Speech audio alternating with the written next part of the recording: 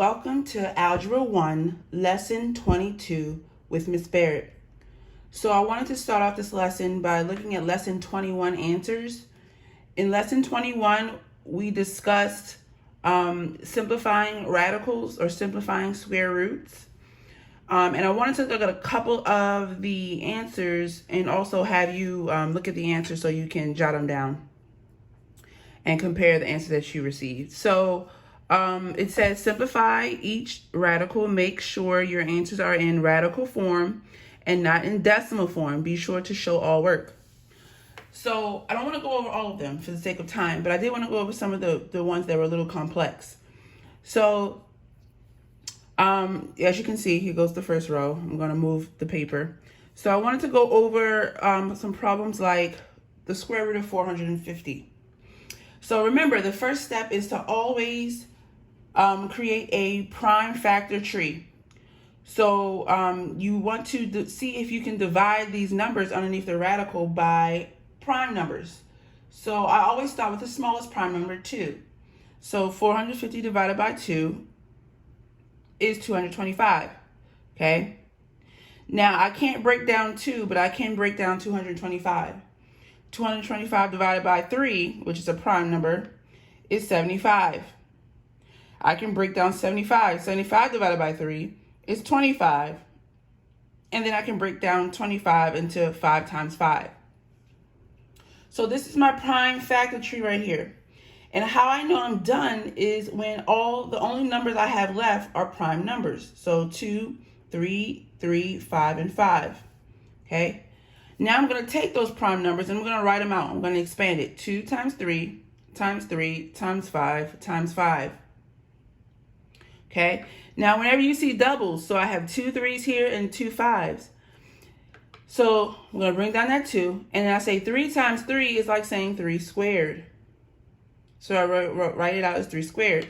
And then 5 times 5 is like saying 5 squared. Only dealing with doubles here.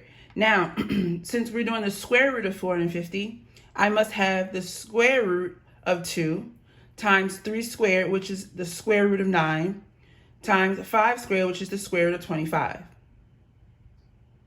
Because remember, your answers must be in simplified square root form. Now, these are special. I can't simplify the square root of 2 because 2 is not a perfect square. But the square root of 9, excuse me, is 3 because 9 is a perfect square. And the square root of 25 is 5 because 5 is a perfect square.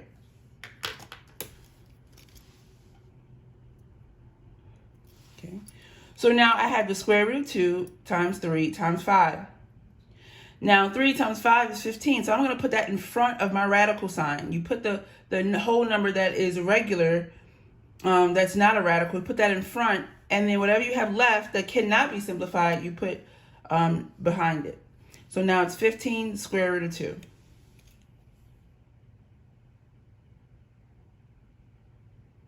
Let's look at another one. Let's look at the square root of 108.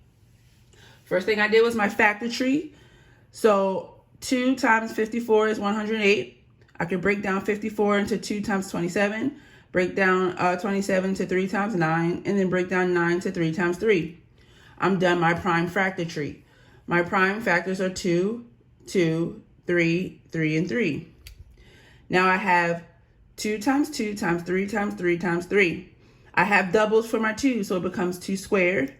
I also have doubles for 3s, so it's 3 squared. And then I have an extra 3 left. So it's 2 squared times 3 squared times 3, which gives you the square root of 4 times the square root of 9, because all I did was just did 2 squared and then put the square root sign over it. And then 3 squared, which is 9 with the square root sign. And then the extra 3 is the square root of 3. I can simplify the square root of 4 and make it 2, because the square root of 4 is 2. 4 is a perfect square. I can also simplify the square root of 9 because 9 is a perfect square, which is 3. So it's 2 times 3. The square root of 3 cannot be simplified. Therefore, it stays the square root of 3. 3 is not a perfect square. So 2 times 3 is 6. Put that in front of the radical. And then the square root of 3. So if the question to what is the square root of 108 simplified, it's 6 square root of 3. Again, I want you to look at all of these answers and compare it to what you got. Make sure that if you don't understand any step in this process that you ask me. You can ask me via email. You can ask me on Google Classroom. You can also just wait and ask me when we do our Zoom class. Okay, now today we're going to be discussing lesson 22, completing the square. Okay, completing the square. This is our second to last method that we're going to use to factor quadratics. Okay, so completing the square. So the first things first, what we're doing by completing the square is we're finding the perfect C.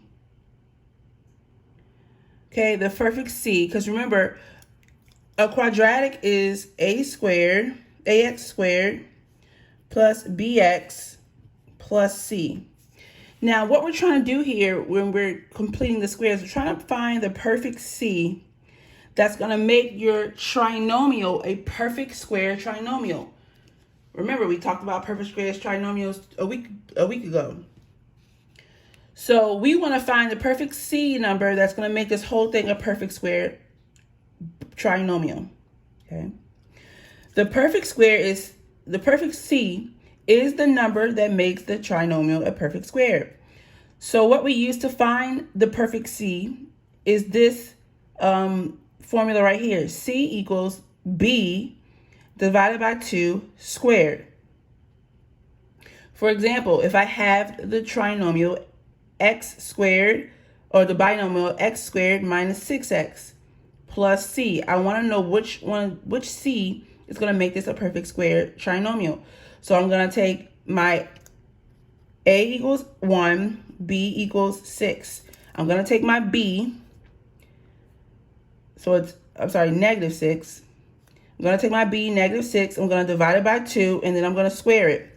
So negative 6 divided by 2 is negative 3. Squared is positive 9. Okay, which means that my perfect square C is going to be 9, which makes this whole trinomial x squared minus 6x plus 9 a perfect square trinomial, because the a term is a perfect square and the c term is a perfect square. You can check it by factoring. Remember how we factor perfect square trinomials. Okay, you're going to take the square root of the a term. So x squared, take the square root of that equals x. And you're going to take the square root of your c term. We did this, I think, a week ago. So the square root of 9 equals 3. Okay. Now, since we know that it's subtraction first, we know it's going to be x minus 3 times x minus 3, which is the same as saying x minus 3 squared. Okay. And that's how we would factor that. So let's practice finding the perfect C.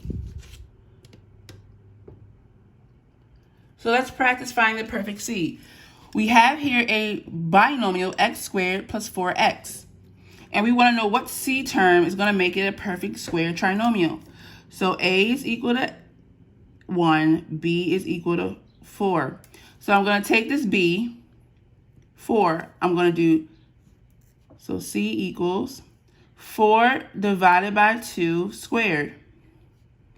So 4 divided by 2 is 2. Squared equals 4.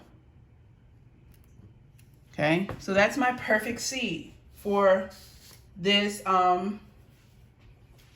that's my perfect C for that trinomial.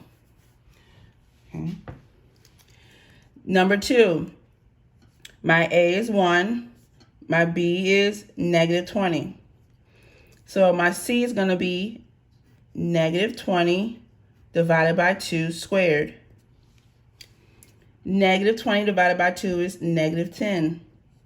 Squared equals 100, because negative 10 times negative 10 is a positive 100. So that's my C. So as you can see here, all I'm doing is I'm plugging in B into this formula. So number 3, my A is 1, my B is 14. So my C must be 14 divided by 2 squared. 14 divided by 2 is 7. Squared equals 49. So my C here would be 49. Let's keep going. Here my A is 1, my B is -3. Okay, so C is going to be -3 divided by 2 squared. Now, you're probably thinking, oh, this is going to be weird because -3 is an odd number. And we divide odd numbers by 2, you get a decimal. That doesn't matter. Don't let that trip you up. It's still a number. It's just going to be a decimal. So, for example, here we have -3 divided by 2. That's -1.5.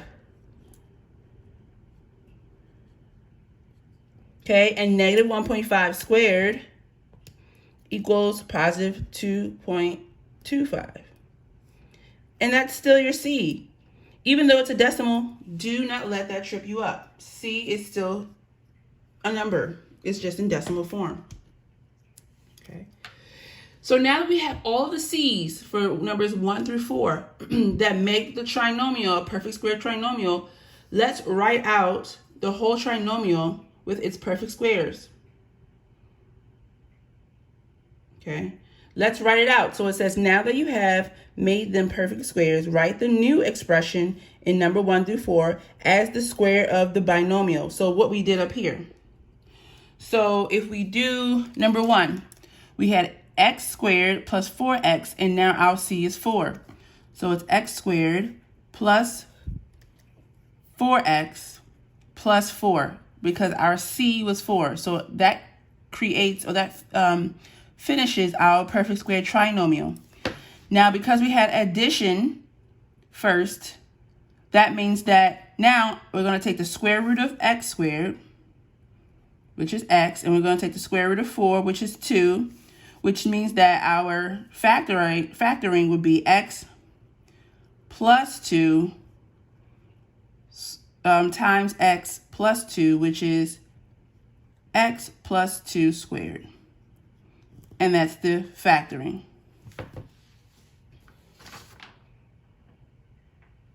Okay.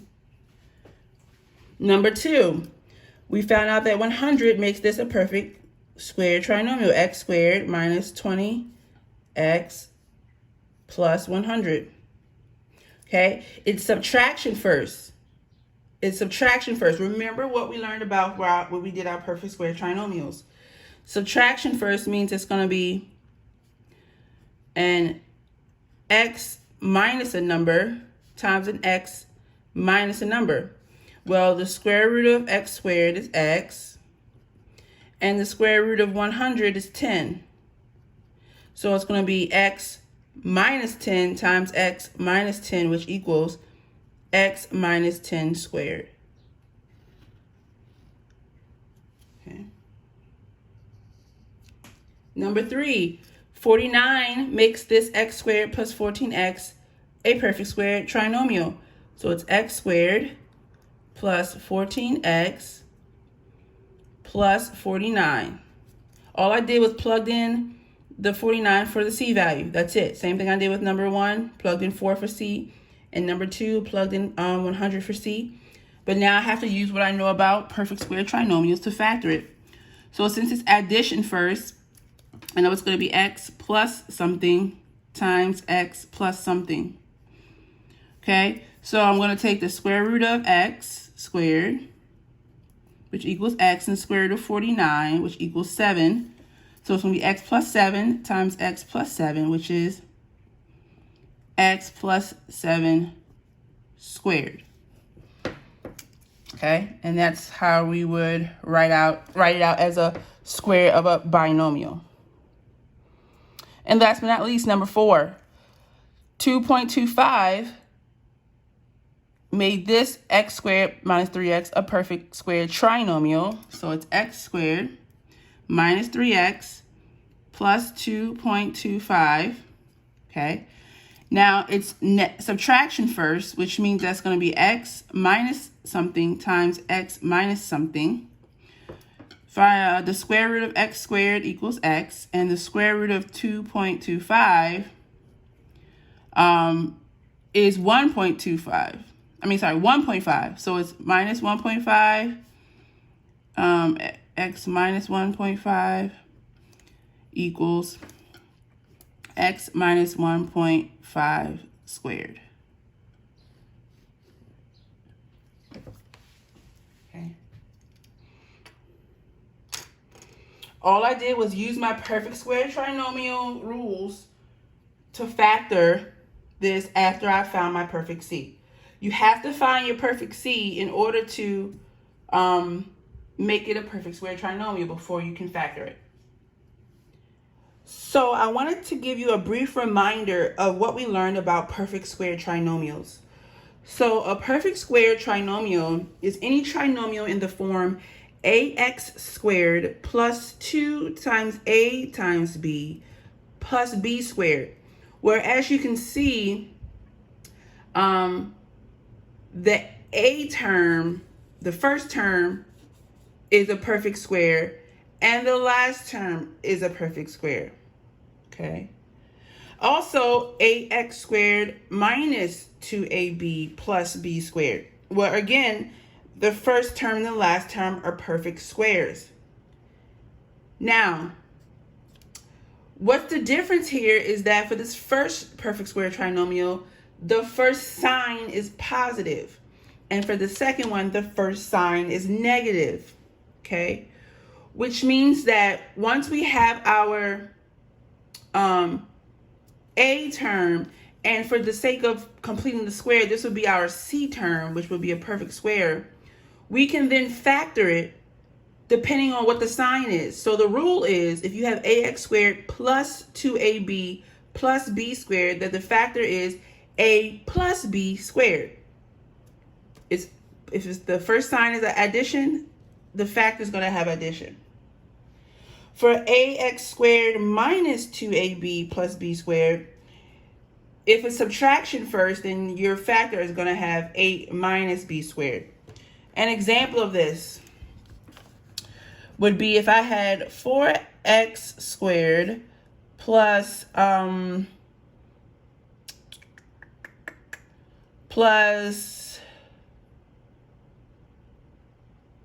36x plus 9. Okay, so my a term and my, we'll say for c, for the factor of completing the square, my c term, okay, are the square root of 4x squared equals 2x, and the square root of 9 equals 3. So that means that my factor is going to be 2x, since it's addition first, plus 3 squared. That would be my answer when I factor it. And that's really all we did here. That's really all we did here. Was once we got our c term, we took the square root of the a and the c, and then we said, well, since it's addition first, it's x plus 2 and x plus 2, which is x plus 2 squared. For this one, since our first sign was negative, it became, we took the square root of both the a and the c term, and it was x minus 10 times x minus 10, which is x minus 10 squared. I just wanted to give you that little blurb, that little reminder, okay? Now, for your practice, you're basically going to do the same thing we did here, okay? We're basically going to do the same thing we did here, okay? You're going to find your magic C. You're going to write it out as a factor with 2 trinomials. A factor, sorry, of a perfect square trinomial.